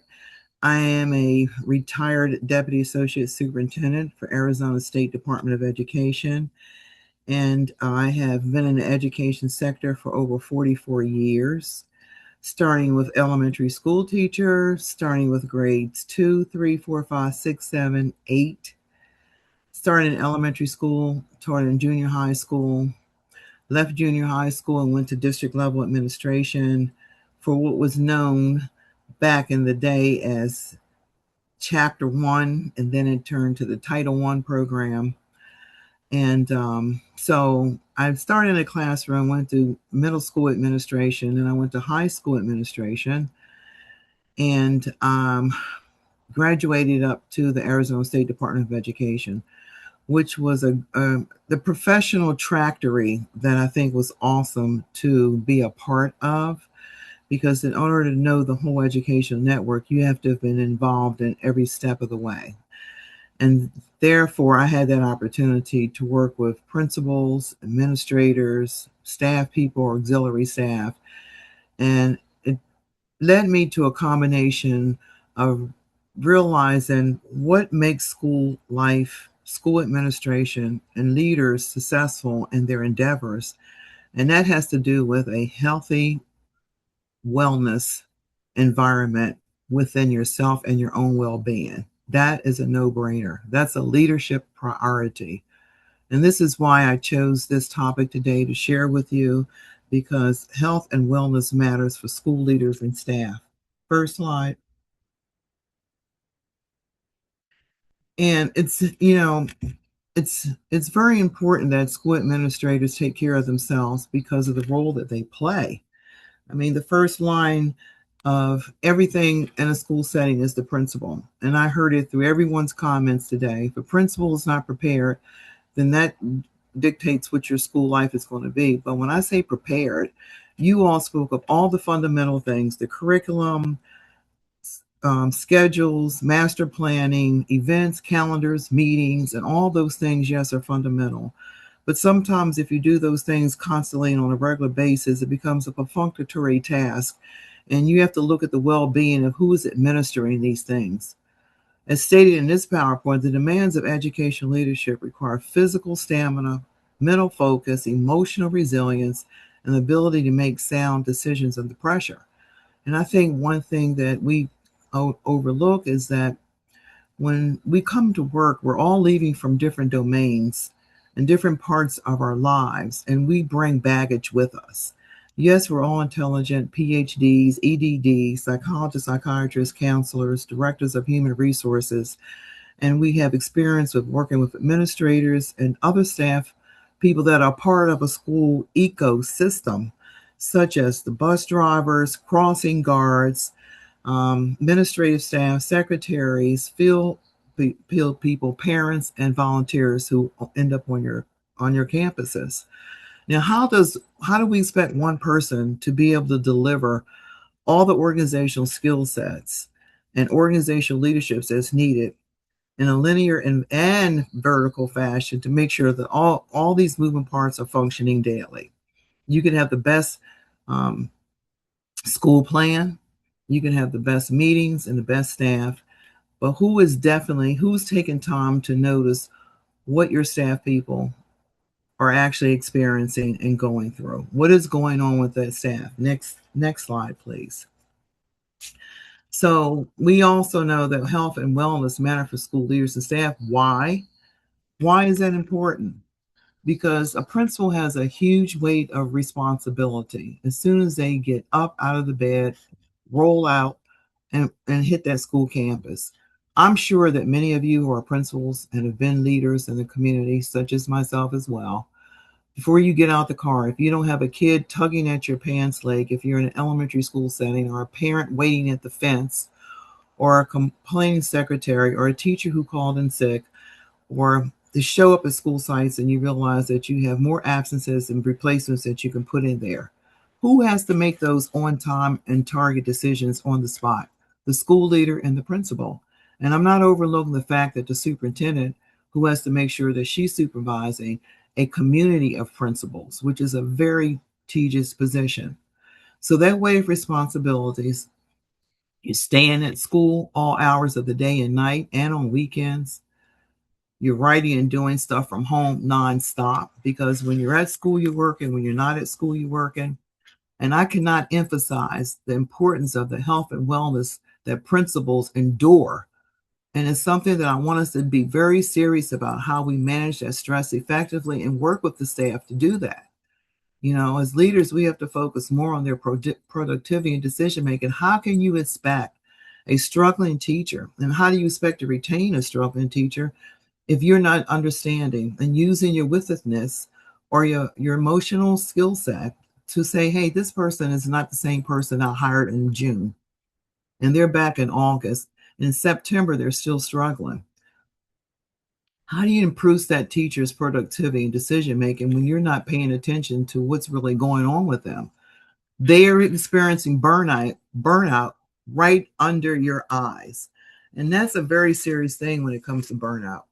Burnout among educators and principals is at a record high. Nearly 60% of all teachers are reporting job-related stress, and similar levels with principals, because we have a new report out with the RAND Corporation report. It says nearly one half of all principals experience burnout, and over 25% report symptoms of depression. And this is very serious because you all, previous speakers before me, and comments from our gallery also focused on everything that's necessary to make a school run and having great school culture. And we talk about school culture, we never mention the word health and wellness. That creates a positive school culture. And I don't even want to call it a positive school culture. It should be called a healthy school culture. There's so much responsibility that leaders are responsible, and that's including superintendents and district office level people who direct the steps of what happens on school campuses. You all have to depend on family to help you through your support systems if they're there. But what happens when you give it all to your school site and you don't learn to take care of yourself? Then you're not strengthening your resilience, and job satisfaction is going to suffer. You have to foster those positive relationships with students and families and colleagues.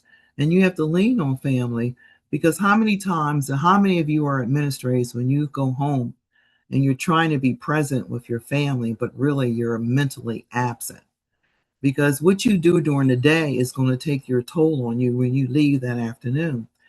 And then if you're one of these A-type personalities that I hear a few of you speaking on during this dialogue, what happens that you're working when you're at work, you're working when you're not at work, you can't sleep because you're thinking about things that you need to do, and you wake up fixated on things that you should be working on. So you never have that calm moment. And you all professionals that I hear on this gallery today are smoothly articulating and making it seem like that this is a seamless job that's easy to do with no stress because you're so damn organized. And I applaud you for that, because you can be organized and smart and bright and intelligent and have all the experience in the world, but you cannot overlook what you're really experiencing within yourself. We live normal lives as leaders, right? You have families and you have kids, you have extended family members, and all these people are leaning on you before you even get to work. Some of you are at office before dawn. You're lacking in sleep. There was a principal that I knew that would go to work so early to paint a picture, and then the custodian would find him sleeping on his desk. And then when you get embedded and bogged down with trying to do everything all the time, you suffer mentally, you suffer physically, and as a result of that, some of you suffer weight loss. So you have to create more positive and productive school culture, and it starts within yourself first. Next slide.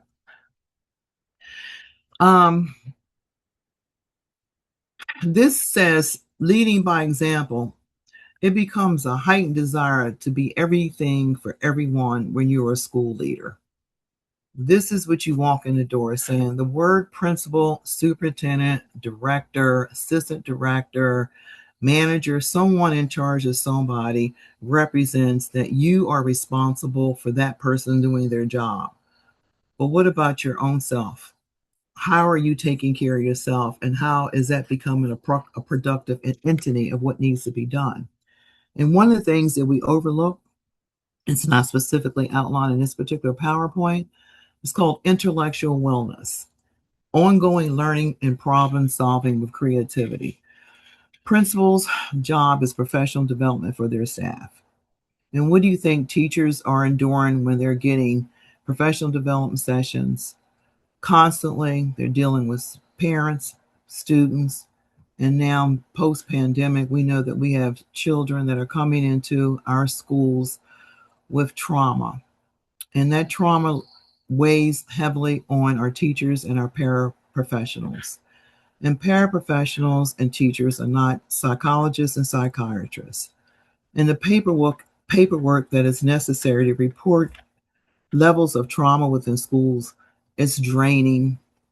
It bogs down teachers, and where that goes, it has to be passed on to principals. Principals have to know everything that's going on in a school site all the time, and to create retention and eliminate burnout, and turnover is a huge challenge. I mean, we talk about it like it's easy to do, but there are challenges that come at every level, because coming into our system now, we have the baby boomers, such as myself, who came into the system years ago, and we have our own discipline levels of how we cope with things. And then we have the Gen X, Y, and Z, and our millennials. And so you have intergenerational population of staff, and each one of those generations and that population bring on a different challenge, and they bring on different challenges to the culture of the school and the environment. And we know that this can directly affect the culture and the mindfulness that we have to exhibit when you're a leader. You are the ones that are responsible to checking and nurturing your teachers and staff and making sure everybody is okay. Next slide, please. So modeling healthy behaviors is very important. And when they see an administrator coming on the campus slouched, not well dressed, eating breakfast as they're walking across the campus, sipping on coffee and snacks, those are things that represent that you haven't prepared yourself for the workplace that day. And it contributes to burnout within yourself. If you're not a healthy leader, what do you think your staff is going to be about? Administrators can reduce stress by doing many things, by maintaining a healthy work-life balance within yourself first. And that's important. And that sounds like it's a word salad, because what does it actually mean to maintain a healthy work-life balance? Only you would know that, but I think that one of the things to prepare your staff and your school for back to school and all the things that are necessary, we have to start with self. That would be the first thing on my planner if I were a school administrator. If we had to start out doing walking spaces, having downtime, and the most important things is where mental health and wellness tends to break down is the poor relationships that teachers and staff are unable to develop with their colleagues. Because what happens, colleagues get in VINs, they get in social dynamic groups that can negate the positive effect of working together. There has to be an opportunity for leaders to recognize if you can't work together, if you don't get along, that's going to affect your health, mental health and wellness. And we know in the education system it's primarily women. And that brings on a different ecosystem. Women are fabulous leaders and outstanding in what they do and have very nurturing characteristics about them. But it also may be in cause conflicts because we tend to not get along with one another sometimes, depending on how principals can recognize how to use those peer relationships in a more of a positive manner, to not separate differences, but to join differences through collaborative opportunities. And one of the things that has to be recognized is the streamline workloads to limit unnecessary meetings and paperwork and initiatives. Because one thing that I commonly hear from principals and teachers is a lot of paperwork. Paperwork. You got to explain this, how this happened, and why it happened. Provide autonomy and decision-making power. And a major factor in doing that is to provide those proper resources intermittently and timely and daily to prevent burnout. Because when teachers reach out or staff members reach out or administrators reach out, we don't want it to be looked at as weakness because someone has recognized they need additional support systems. And that's what deters people from being able to get the healthy remedies to helping them be successful in a timely manner. Because we don't want to be looked at as weak because we lean on help and resources. Leadership should not be about perfection. It should be about being able to support your staff in a timely manner, in a confidential manner, a supportive manner, and genuinely. Because sometimes we act like we care because it has to be duly noted that you talk to your administrator and they were aware of it. But really, do you really care? And people can feel your true sincerity in that how you work with people on a daily basis. And I like what you said earlier, Ricardo, about going to the rooms and letting teachers know every day, how can I help you? That's really important. It reminded me of a time when I was going to have surgery years ago, and I wanted to vet different doctors to perform the minor surgery that I was going to be going to. And one doctor said to me, he spent a half an hour telling me how many surgeries he had done and how much expertise he had and how successful he was in his surgeries. The second doctor told me less information about his expertise and how many surgeries he had done, but he said two things to me that made me choose him to perform my surgery. He said, "You're in good hands, and I am going to take care of you." And that was the most important thing to me. And that was the surgeon that I chose. So Words can become very meaningful if they're chosen correctly and stated in the proper manner. Also, prioritizing physical activity and healthy nutrition. We do it with our students. What is in your school plans, your school-wide plan that incorporates any of this? I very rarely hear any of this incorporated in any school plans because exercise is important to encourage, physical activity is important to walk, and nutrition is important, not just with students, but to have it provided for school staff and administrators. Encouraging breaks and using them when needed because most teachers and staff and administrators work during their breaks. And how do you seek support for mental and emotional well being when you notice it and that person hasn't come forth to you? How do you notice those things? A mere conversation. You can have a conversation with a staff member and something is off, and you know that. Or you could notice something by the way they dress, or their tardiness, or their attentiveness, or the way their classroom is designed, because classroom management is very important to a healthy classroom environment for the students. Encourage positive self-care practices. How is that done during your staff meetings, during your administrative retreats? How do you encourage positive self-care practices? And you have to do it by modeling a healthy behavior and to promote respectful and supportive workplace relationships, which I think is the number one or number two at the top of the list for why some administrators are more successful with productivity in school climate and culture because they have respectful and supportive workplace relationships. That's very challenging, but it has to be demonstrated from the top. It has to be encouraged on a daily basis. And it has to be something that you see and you support and you compliment and you encourage. Next slide, please. So, the impact of school culture. As we realize and we think about it, when leaders prioritize wellness, this is what the staff is going to feel: valued and supported.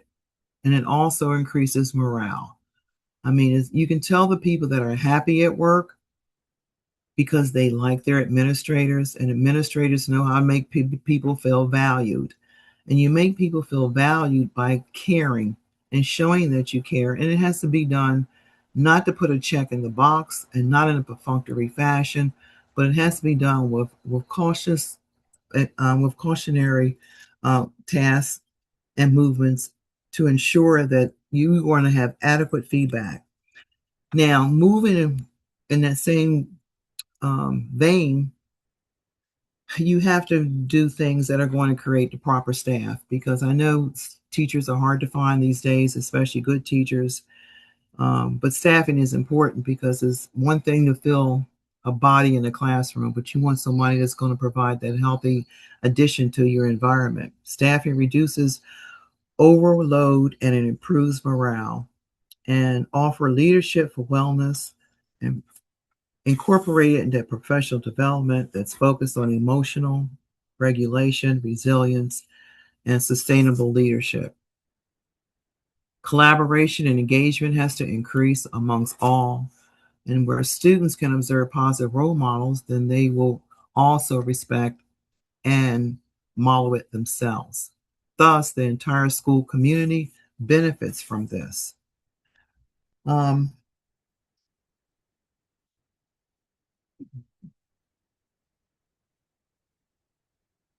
So I want to go to the next slide, and I want to speak more to coping skills when it talks about our key message of developing healthy leaders create healthy schools. What exactly does that mean? A healthy leader creating healthy schools. That means to invest in your own well-being. That's first. And I know I heard Mr. Harris say to me this morning that he started his day by running, and I'm sure he does that every day. He didn't get up today and say, I'm going to start running, because that boosts his energy. And when you have your physical well-being intact, walking or running or doing something that you can move your body parts and keep that heart beating, that's going to put you in a positive space, because he's going to be presented with issues and problems and challenges, and he's going to deal with them in a calm fashion. And that is something that has to be promoted within staff, because our society alone is an unhealthy community of people who don't know how to find time to do those kind of things. So you model healthy behaviors and you talk about it. You strengthen your capacity to lead and support others, and create learning environments where both students and educators can thrive. You talk about a lot of things that teachers are expected to do, when the deadline is, how well it needs to be done, and why it needs to be done.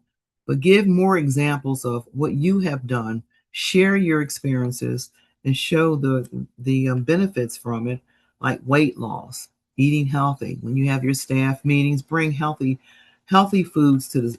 I know commonly it's easy to buy 4 dozen donuts and coffee, but start using supportive business relationships that can become a part of your business enterprise at the school site, and bring in healthy foods and snacks, because donuts are fillers and fattening food are fillers. We don't need greasy breakfasts and bacon just to welcome people back to the school setting. Fruit is healthy, and it should be utilized more. It's more expensive, but I am in a sorority, which I will not name right now because I don't want to, make it seem like I'm establishing a precedent with that. I'm the chair of my hospitality committee, and I'm in charge of making sure that there are snacks at our meetings. And one meeting, I gave everybody a red bag with a bow around it. They were excited to see what was inside the bag. And when they opened it up, it was an apple. Everybody had an apple. And I wasn't an apple eater myself. My daughter encouraged me to eat apples. And now everybody eats apples that I know. And apples are a good way. It's less expensive. We have to stop bringing in buffets of unhealthy food, and it encourages weight gain. And when you eat healthy, you feel healthy, you think healthy. So, and you feel guilty knowing that you had a big sub sandwich at lunch. And what happens when you don't feel healthy? It affects how you think and work towards problem solving during your day. It makes you sluggish and you're off the rail. So healthy leaders create healthy schools, and that involves healthy eating and exercising. Next slide. So wellness is not strategic. There's no option. Administrators must lead it, not delegate it. Lead it. Principals and staff need both resources and structural relief. Structural relief is the infrastructure of the environment in which you're working. Give them time to exercise, fresh air, have green spaces, have walk spaces, have time space like you give students who need time out of the classroom.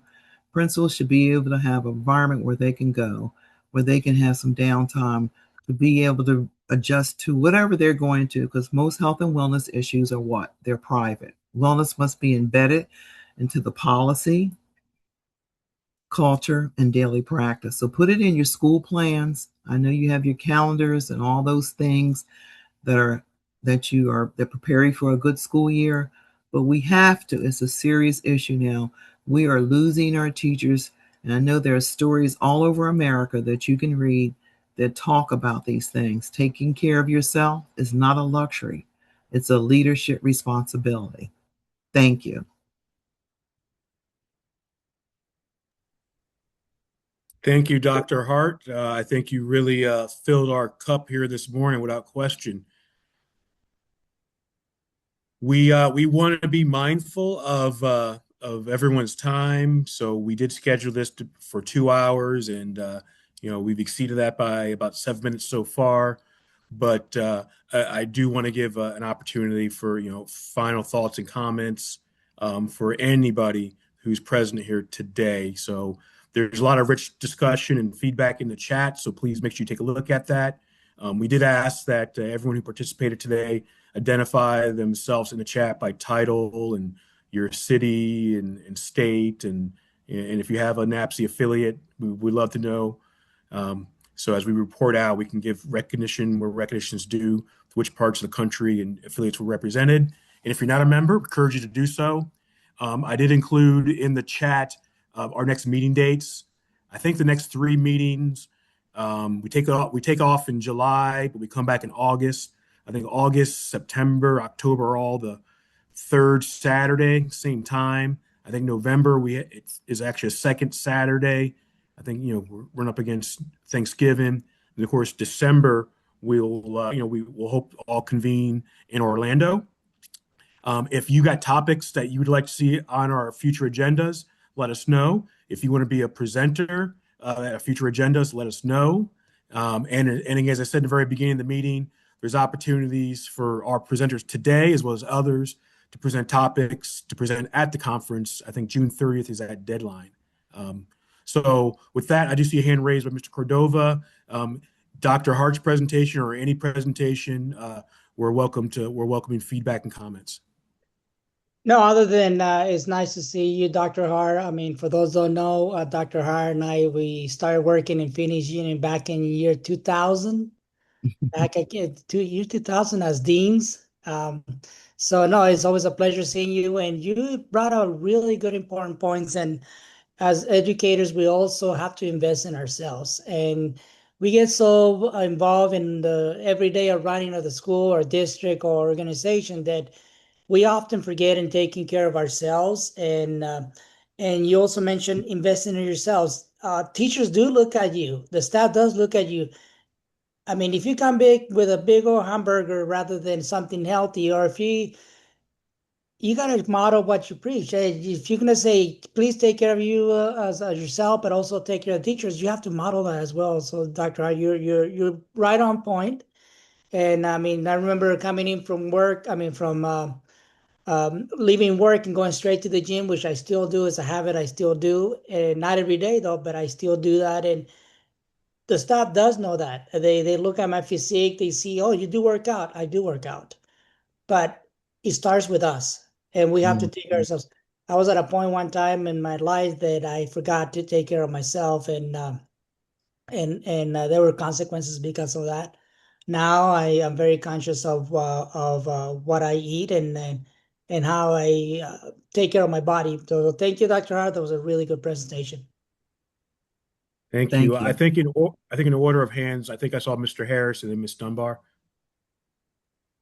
Oh yeah. Well, I just want to say thank you again to Dr. Hart as well. Yeah, I actually did experience burnout. It was I did couldn't believe it was happening to me. I was doing too much though. I was nationally NABSE regional rep, president of my here locally of the affiliate, president of two or three other things all at the same time for 2, 3 years in a row. And at some point, it was just too much. On top of being a principal of a school, it just got to be too much. And so I had to take a little break actually.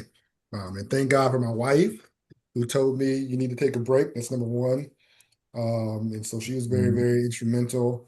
But Listen it to was, her. I know I didn't. It took me about Yes. it took me about 6 weeks, but I finally listened to her.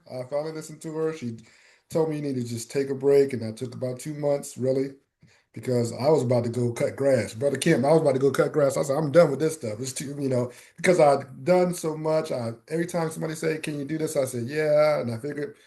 But I was like in charge of 5 or 6 things all at the same time. It got to be too much. So now, what I do is I just say no to everything.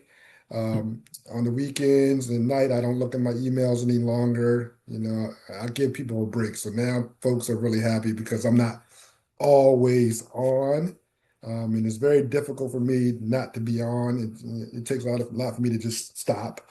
So I rely a lot on my team. I'm starting back to get healthy. It's been a long journey back. So this walking in the morning is probably about 2 months in the works. And so I'm starting to get back healthy, taking me days, like took a spa day a couple of weeks ago. Just took a Monday off. Those are things I would never even dream of doing before, ever in life. But I said, you know what? I learned my lesson. Got therapy, got a lot of help, and now I just do things that are intentionally just for me because sometimes I just wouldn't do that. I would just be a dad, a husband, or whatever. But now I do things just for me. So this is right on point. definitely, experienced burned out. Couldn't believe it was happening to me, but it did. And actually at the time I hated it. It was a tough thing to go through, but now I'm happy I came through on the other side because now I can speak to it and tell people to do the same thing. So great presentation, Dr. Hart. I appreciate it. Thank you.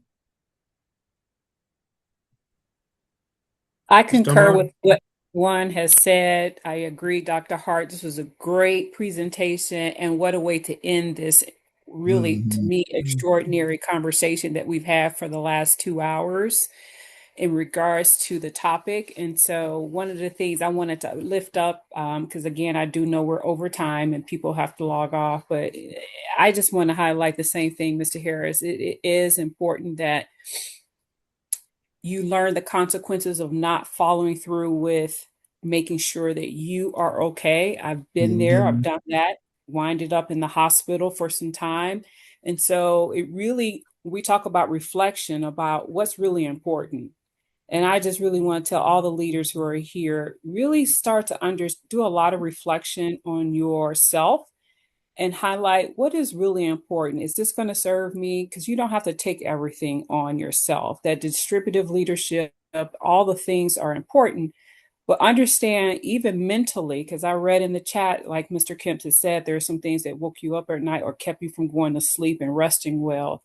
Is this something that I need to actually take on? Understanding that, yes, we have a role to play and we are the leaders of our sites, you have to really understand the importance of what is this? Is this something that can wait till tomorrow? Is this something I need to take care of and respond to today? What are the important values? And I really can say that my faith has a lot to do with it. It's a huge component in my moral compass as to how I live. And so having those healthy set boundaries of understanding what work-life harmony is. I kind of got away, Dr. Hart, from the word balance because I'll never find myself in balance. So I just say work-life harmony. How does that really look for Tracy? What does that mean for Tracy? What does that feel and look like? The physical part, I think Dr. Cordova mentioned, but also the mental part of that aspect. What are we doing mentally to understand the importance of what is important for today and what can be either delegated to tomorrow, can wait till tomorrow, and what do we need to adopt and take on ourselves? Because some things I think we take on ourselves that we don't necessarily need to own. And I'm going to leave it as that. Have a good day, everyone. This was phenomenal. Thank you again.